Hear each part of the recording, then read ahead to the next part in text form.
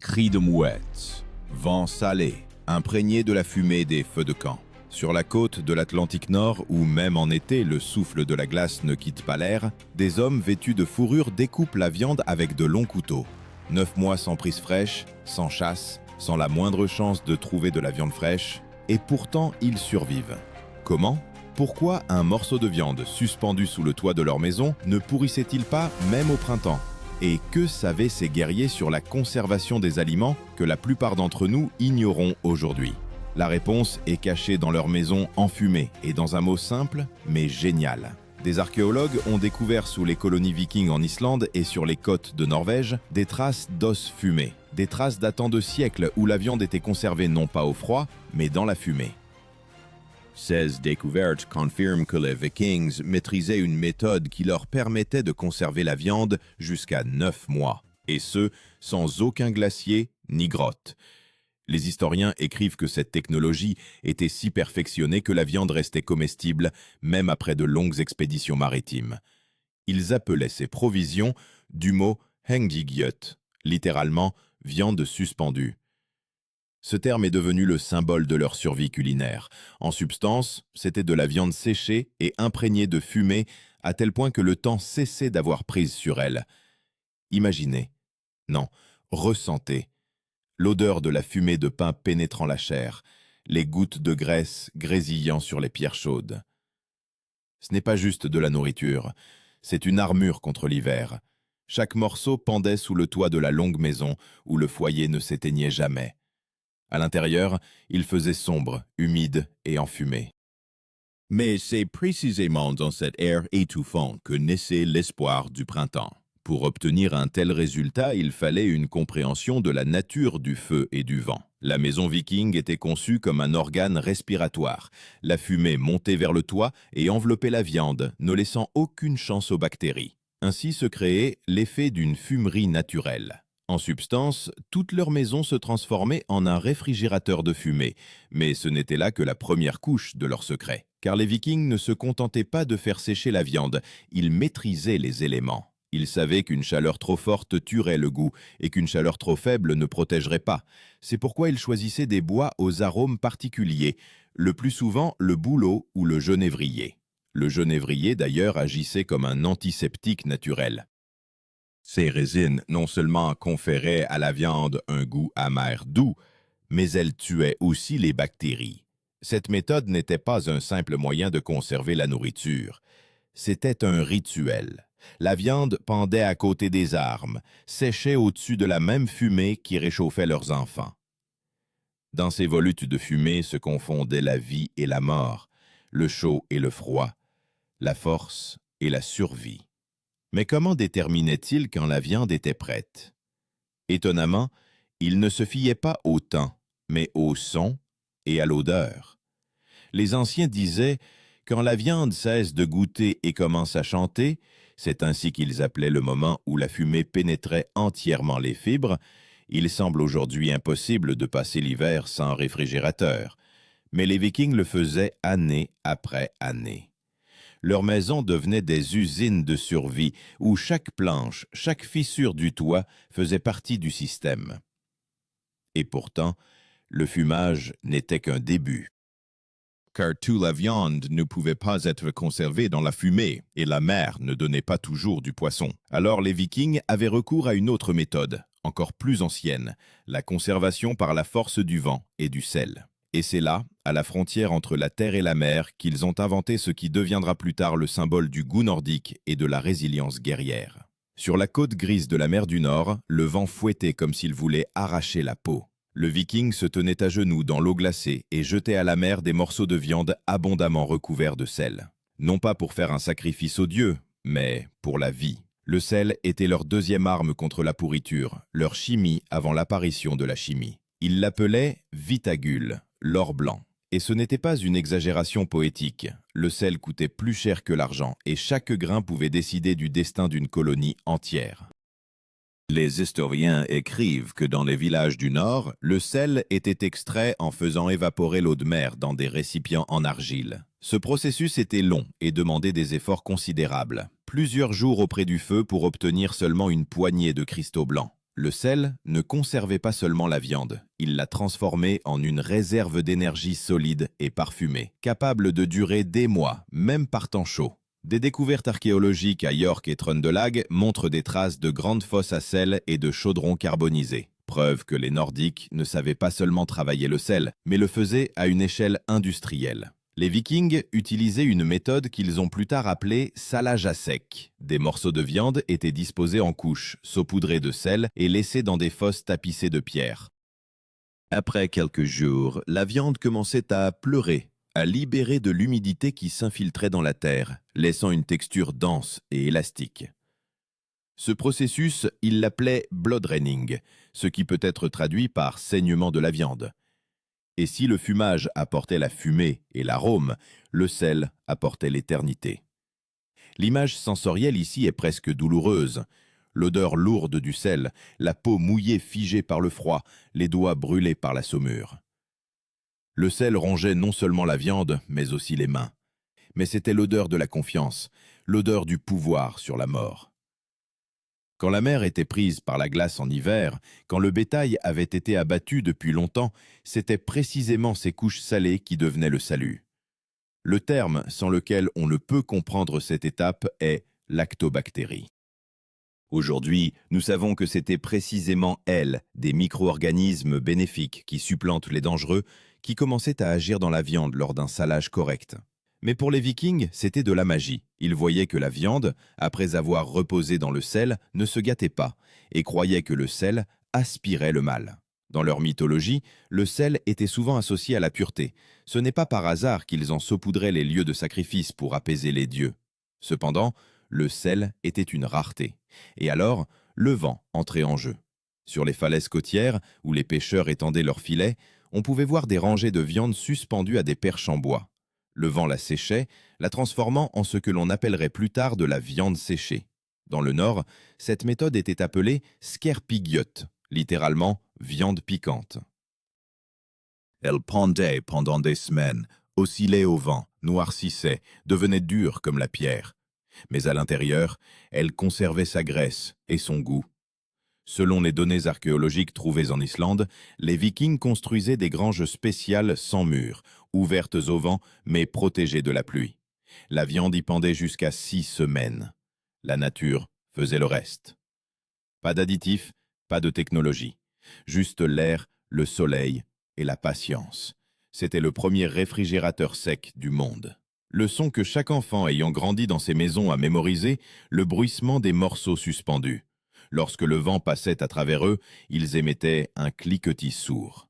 La viande frappait la viande, comme des planchettes de bois, et ce son signifiait « l'hiver est proche, mais nous sommes prêts ».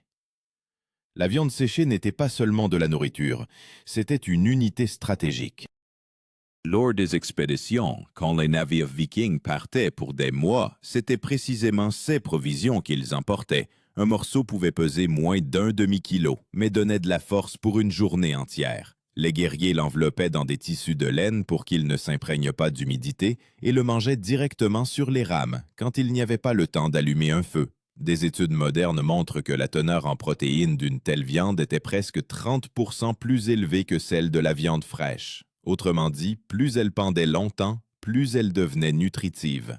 C'est peut-être pourquoi les Vikings pouvaient supporter des marches épuisantes de 50 km par jour sans perdre leur force. Et pourtant, même le sel et le vent ne suffisaient pas toujours. L'automne humide, les pluies, la putréfaction, tout cela pouvait anéantir des mois de travail. Et alors, les Nordiques ont inventé une troisième méthode, presque mystique, la fermentation. Il permettait à la viande de mourir de manière contrôlée, pour ensuite ressusciter son goût. C'est cette étape qui a marqué la frontière entre la survie et l'alchimie du goût. Car selon les archéologues, ce sont précisément les produits fermentés des Vikings qui ont traversé les siècles, nous laissant l'odeur de cette époque, âcre, acide, mais étonnamment vivante. Quand le soleil dans les latitudes nordiques touchait à peine l'horizon et que le jour ne durait pas plus qu'un court soupir, les Vikings commençaient un processus que l'on appellerait aujourd'hui un miracle biochimique. Ils laissaient la viande se gâter, mais pas entièrement. Dans leur compréhension, c'était la frontière sacrée entre la mort et la vie du produit, entre la putréfaction et la conservation. Ils appelaient cette méthode rotna, maturation.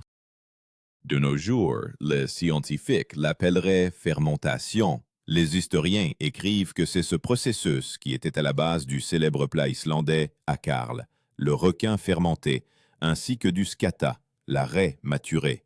Mais ce qui semble aujourd'hui une folie gastronomique était, à cette époque, une question de survie. La viande soumise à une fermentation naturelle ne nécessitait ni fumée, ni sel, ni glace. Tout ce qui était nécessaire, c'était du temps, de la terre et du contrôle. Les Vikings enterraient la viande dans le sol ou la plaçaient dans des tonneaux en bois tapissés d'algues marines et d'herbes. Le tout était recouvert de pierres pour empêcher l'air de pénétrer. Ainsi se créait un environnement anaérobie, sans oxygène. Les bactéries vivant à l'intérieur de la viande commençaient à transformer lentement les protéines et les graisses, modifiant leur structure. Cela transformait la chair en quelque chose qui pouvait être conservé pendant des mois. Aujourd'hui, nous comprenons que ce processus s'accompagnait de la formation d'ammoniac qui repoussait les insectes et protégeait le produit. Mais à l'époque, les Vikings savaient simplement « l'odeur est terrible, mais la viande reste vivante ». Des recherches archéologiques en Islande et aux îles Féroé montrent des restes de fosses contenant des os et des matières organiques, de structures similaires aux produits fermentés. Les scientifiques supposent que des méthodes similaires étaient appliquées non seulement aux poissons, mais aussi à l'agneau, à la viande de cheval et même à la viande d'oiseaux marins. Et bien que cette méthode fût dangereuse, la moindre erreur de température pouvait coûter la vie, elle offrait ce que la fumée et le sel ne donnaient pas, l'indépendance. L'image de ce processus est presque rituelle. La nuit, la terre gelée, un homme en cape de fourrure plonge ses mains dans la fosse froide, respirant l'odeur âcre et douceâtre de la putréfaction. Quelque part à proximité, le vent hurle, au loin le métal résonne, des armes sont forgées. Et au-dessus de tout cela, le silence, car même la respiration semble superflue. Ce n'est pas simplement de la préparation de nourriture, c'est un dialogue avec la nature, avec son ombre et sa lumière. Le terme qui reflète l'essence de ce qui se passe est fermentation anaérobie. Pour l'homme moderne, de la chimie, pour le viking, la volonté des dieux. Car il croyait qu'Odin avait enseigné aux hommes l'art de conserver la viande afin qu'ils puissent partir en expédition sans craindre la faim. Les sagas mentionnent de la viande qui ne pourrit pas, servie lors d'un festin alors que les provisions étaient épuisées depuis longtemps. Il s'agissait peut-être des premières mentions de produits fermentés. Le goût d'une telle viande était âpre, presque toxique. Un contemporain n'aurait pas pu en avaler un seul morceau. Mais pour le viking, c'était le goût de la victoire sur le temps. Chaque portion signifiait que la tribu survivrait à l'hiver. La fermentation était un art dangereux. Si la viande fermentait trop, un poison apparaissait. C'est pourquoi l'expérience était transmise par héritage, de père en fils, de mère en fille. Chaque famille avait sa propre recette, son propre rapport d'herbe, de sel et d'air. Dans les odeurs de fermentation se mêlaient la peur et l'espoir. Un faux pas, et tout l'hiver serait perdu. Mais si tout était fait correctement, la viande pouvait être conservée jusqu'au printemps, et parfois plus longtemps. Les archéologues ont trouvé des vestiges de fosses funéraires où les Vikings plaçaient des morceaux de viande fermentée en offrande aux morts. C'était un symbole de force et d'abondance, une nourriture qui vainque la mort. La perception sensorielle de cette nourriture était presque mythologique. On écrivait que l'air autour de ces fosses était si âcre qu'on pouvait le couper au couteau. Mais c'est précisément cette odeur qui est devenue le symbole de la survie. De nos jours, les habitants d'Islande préparent toujours le akarl, et cette recette n'a presque pas changé depuis 1000 ans. Ils continuent de faire ce que leurs ancêtres ont commencé, défier la nature avec l'aide de la nature elle-même. Mais même cette méthode, si fiable, n'était pas la limite de leur maîtrise. Car dans le nord, il n'y avait pas toujours de viande, et les mers n'étaient pas toujours clémentes. Et alors les Vikings trouvèrent un moyen de conserver non seulement la nourriture, mais aussi l'énergie de la vie, dans les graisses et les os. Cette étape les transforma de simples survivants en véritables maîtres de l'alchimie nordique. Le feu s'éteint, mais la graisse bouillonne encore. Dans d'énormes chaudrons, noirs de suie, les Vikings cuisaient ce qui les sauvait même quand il ne restait ni poisson ni bétail. Des restes d'os et de graisse, ils créaient une substance qu'ils appelaient smjör. Pas simplement du beurre, mais un concentré de vie. Ce n'était pas un produit, mais un carburant. Les historiens modernes le comparent à la barre énergétique du Moyen Âge. Léger, gras, se conservant longtemps et capable de remplacer un repas entier. La graisse animale, ce que l'homme moderne jette, était pour les Vikings un don des dieux. Ils la faisaient fondre, la filtraient à travers un tissu et la conservaient dans des sacs en cuir scellés. Ainsi, elle ne se gâtait pas pendant des mois. Selon les témoignages des découvertes archéologiques à York et Birka, des récipients de graisse solidifiée sont trouvés aux côtés d'os de poisson et de viande. Cela signifie qu'elle était emportée lors des voyages. Elle était la base de la ration de voyage. Ici apparaît un terme clé, le saindoux, en vieux norrois, talg. Contrairement au beurre, il ne contenait pas d'humidité, ce qui signifie qu'il ne pouvait pas rancir. Les Vikings l'utilisaient non seulement pour se nourrir, mais aussi pour l'éclairage, la lubrification des armes, la protection de la peau. C'était une source universelle de force et de chaleur. Dans des conditions de froid éternel, c'était l'équivalent de l'or, ce qu'on ne pouvait pas perdre. Visuellement, ce processus ressemblait à de l'alchimie. Au-dessus des chaudrons s'élevait la fumée, à la surface brillait une couche de couleur ambrée, et quand on la retirait avec des cuillères en bois, elle s'écoulait comme de la cire fondue. Le goût était riche, doux fumé. Cette graisse était mélangée à des morceaux de viande séchée ou de sang, créant un plat connu sous le nom de blood pudding, une soupe de sang. C'était un symbole de retour à la vie car chaque cuillerée donnait de la force après de longues journées de marche. Les archéologues ont trouvé des vestes de ces mélanges énergétiques, même au fond des navires. Ils étaient conservés dans des récipients en argile, scellés avec de la cire d'abeille. La cire d'abeille, d'ailleurs, jouait le rôle de scellant et d'antiseptique, une autre découverte des Nordiques. Les historiens estiment que grâce à elle, la graisse pouvait être conservée jusqu'à 9 mois. C'est la durée du cycle d'une chasse à l'autre. L'image sensorielle, l'odeur épaisse de la graisse fondue, imprégnée dans les murs de la maison, la lumière chaude réfléchie sur sa surface brillante. Viande, sel, fumée et graisse, les 4 éléments de la survie. Ensemble, ils créaient non pas simplement une ration, mais un système où chaque goutte avait un sens. C'était une sorte de code nordique, transmis de génération en génération. Mais dans cette simplicité se cachait un génie d'ingénierie. Pour que la graisse ne rancisse pas, les Vikings y ajoutaient des baies de genévrier ou de l'oseille. Ces plantes contiennent des acides naturels et des huiles qui préviennent la détérioration. Des études modernes confirment que de tels additifs prolongent réellement la durée de conservation. Ce qu'ils faisaient par intuition est aujourd'hui confirmé en laboratoire. Parfois, la graisse était mélangée à de la farine et du miel, produisant des boulettes nutritives, les prototypes des rations sèches modernes. Ce produit était appelé svidabolur. Il pouvait même être transporté par les guerriers en expédition. Une épée dans une main, un morceau d'énergie concentré dans l'autre. Les légendes disaient qu'une seule de ces boulettes pouvait maintenir la force toute une journée, et, si l'on en croit les chroniques, c'est sur de telles provisions que furent basées les grandes traversées, de la Norvège aux rives du Vinland, terre qui sera plus tard appelée l'Amérique. Le terme décrivant ce principe est la conservation par la graisse. Dans la compréhension moderne, l'hermétisation des nutriments dans un milieu dépourvu d'oxygène.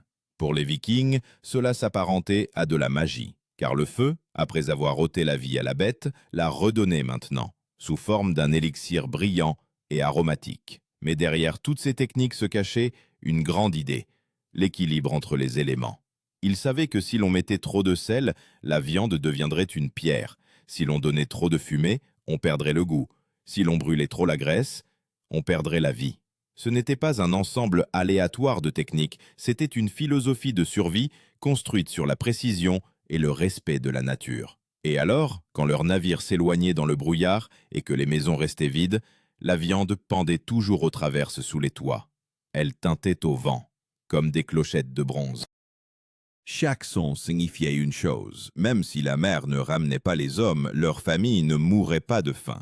Et ce tintement était la chanson la plus silencieuse, mais la plus puissante du Nord. Cependant, la dernière épreuve ne se trouvait ni sur terre, ni à la maison.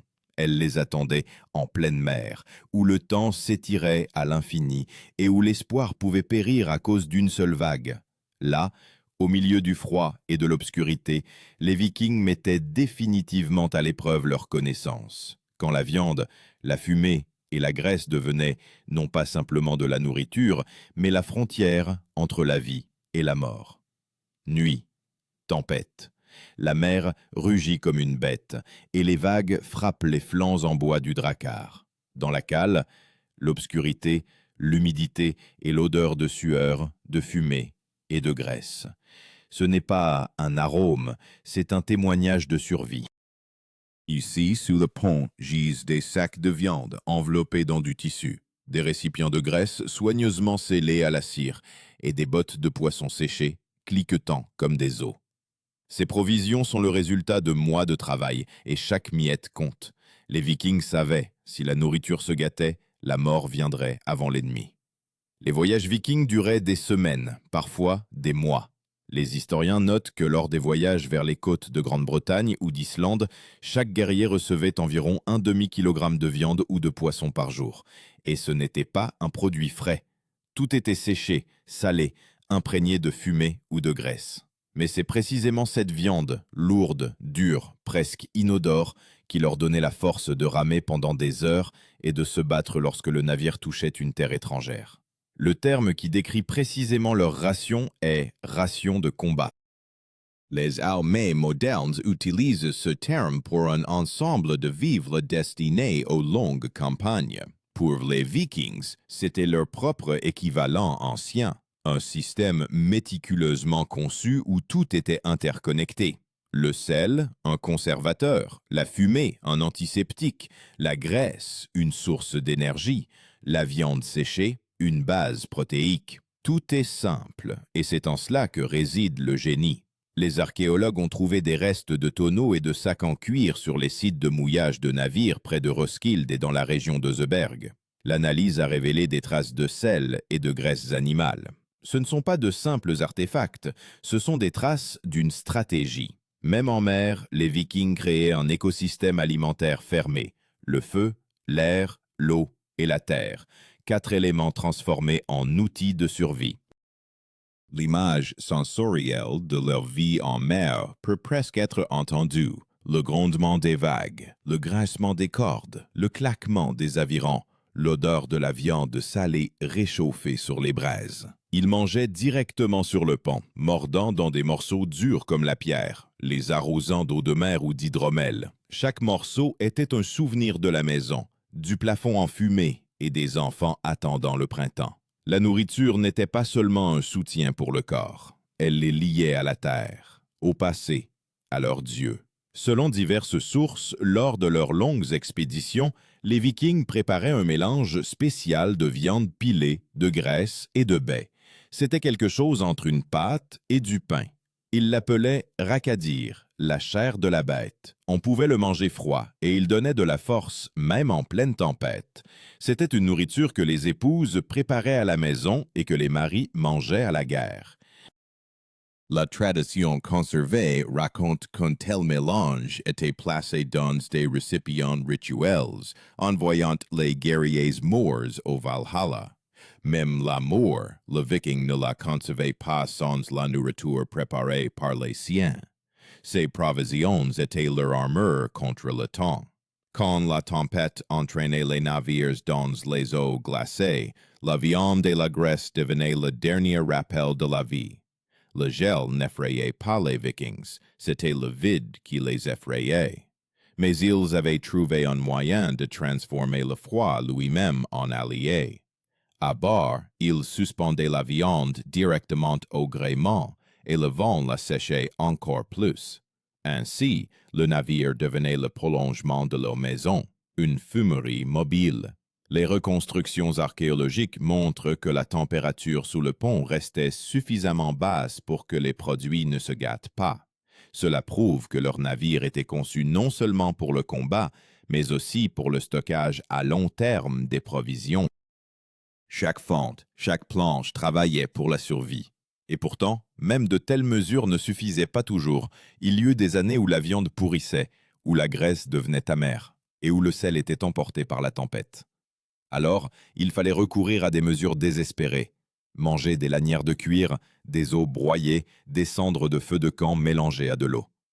Les historiens ne le cachent pas, c'étaient des temps cruels. Pourtant, c'est précisément dans ces moments-là que naissait la légende d'un peuple qui ne cède jamais. Le final sensoriel de cette scène est simple. Un viking, assis près du foyer après une longue traversée, mâche un morceau de viande fumée, dur.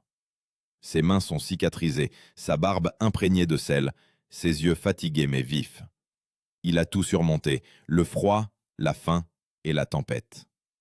Et dans ce morceau, pas seulement de la nourriture, mais le souvenir du chemin parcouru, de la maison, de ce que l'homme peut vaincre même l'absence de vie. Et lorsque les archéologues découvrent aujourd'hui des morceaux de viande pétrifiés, recouverts d'une couche de sel, ils ne trouvent pas de simples restes de nourriture. Ils trouvent la preuve que la force de l'homme commence là où le confort s'arrête. C'est là le véritable secret des Vikings. Leur capacité à préserver la vie dans un monde où tout tendait vers la mort. Mais derrière cette maîtrise froide se cache bien plus qu'une technique.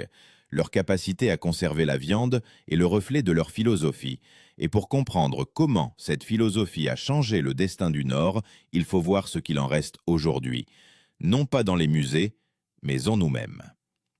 Aujourd'hui, alors que les réfrigérateurs ronronnent dans chaque foyer et que la date de péremption est inscrite sur chaque emballage, nous avons presque oublié qu'il fut un temps où l'homme luttait contre la putréfaction à main nue.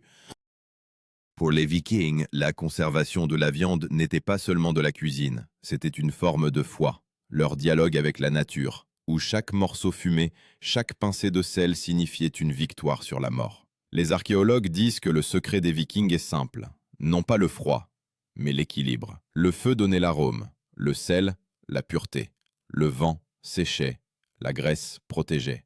Tout cela créait un système où la nature travaille pour l'homme et non contre lui. Et cette philosophie, basée sur l'endurance et le respect des éléments, est devenue le cœur du caractère nordique. L'image du dernier plan, un vieil Islandais, descendant de ceux qui ont survécu 9 mois sans froid, suspend la viande sous le toit.